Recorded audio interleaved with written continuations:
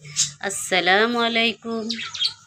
এই দেখেন আমার কথা বলা পাখি, সে বের হবে। বের হওয়ার জন্য উকি ঝুঁকি পারছে। তাকে বের করা লাগে প্রতিদিন 2-1 বার, নাহলে তার মাথা নষ্ট হয়ে যায়। সে বের না হতে পারলে আঙ্গুল নিলে খাঁচার কাছে কামড়ায়। তার কথা হলো, আমাকে বের করো না কেন? এই যে তার সঙ্গী বসে বসে কুচুর কুচুর করতেছে।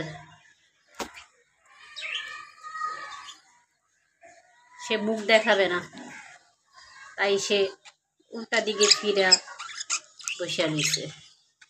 আর উনি কথা বলার জন্য এদিক ওদিক তাকাচ্ছে। আমার এই পাখির গল্প আছে। এই পাখিটা আর একজন তার বাড়ির ভিতরে কাকের তারা খেয়ে মনে হয় ঢুকছিল।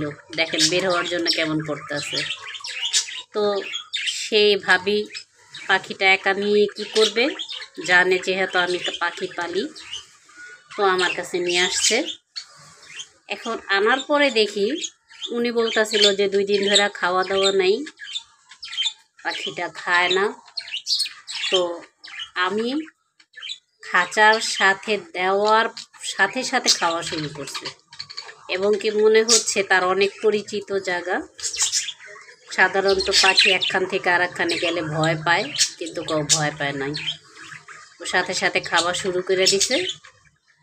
তারপরে দেখলাম সে আমাদের গায়ে গায়ে হাতে হাতে আমাদের সাথে থাকতে পছন্দ করে। তাকে 2-1 বার ছাড়তে হয়, ছাড়লে সে সারা ঘর উড়ে আমাদের সাথে খেলা করে। আর তাকে কথা বলা পাখি বলার কারণ হলো সে শীষ বাজায়, আবার এমনভাবে শব্দ করে মনে হয় যেন ও কথা বলে আমাদের সাথে। ওর ভাষা হয়তো আমরা বুঝি না, কিন্তু অন্য অন্য পাখির থেকে ও একটু আলাদা। ওর শীষ বাজানো আমি ভিডিও সার্চ দিলাম, জানি না দেখছেন কি না। তো এই হইল ওর গল্প। তো ওই ভাবিকে আমি টাকা দিয়ে দিছি।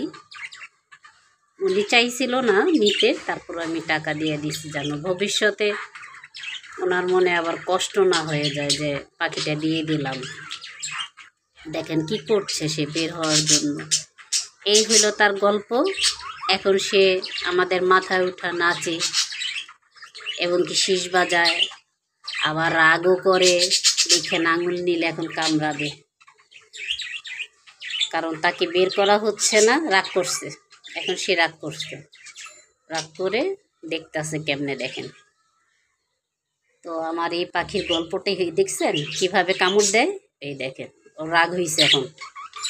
ওর কথা হলো, আমাকে বের না করে পকর পকর করতেছো, এই জন্য আমাকে কামড়াচ্ছে। তো আমার এই পাখিটা আলহামদুলিল্লাহ আমাদেরকে সব সময় হাসি খুশির ভিতরে রাখে। মনে করেন অনেক সময় ভালো লাগে না, কিন্তু ওর কাছে বসলে ভালো লাগে। এই যে এরকম কামড়াকামড়ি করে বের হতে চায়, তো সব মিলায় ভালোই লাগে ওর কাহিনী। এই হইল আমার পাখির গল্প। আর এটা আমাদের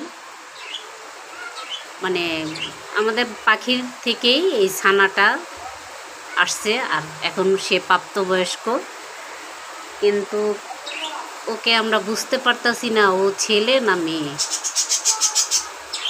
এটা নিয়ে একটু ইয়াতে আছি, দ্বিধাদ্বন্দ্বে আছি। কেউ জানলে বা বুঝলে যে ও ছেলে না মেয়ে আমাদেরকে জানায়েন কমেন্টের মাধ্যমে।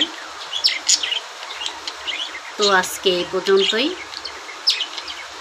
আমার এই কথা বলা পাখিটাকে একটা লাইক দিয়েন, আর ভালো লাগলে সাবস্ক্রাইব করেন।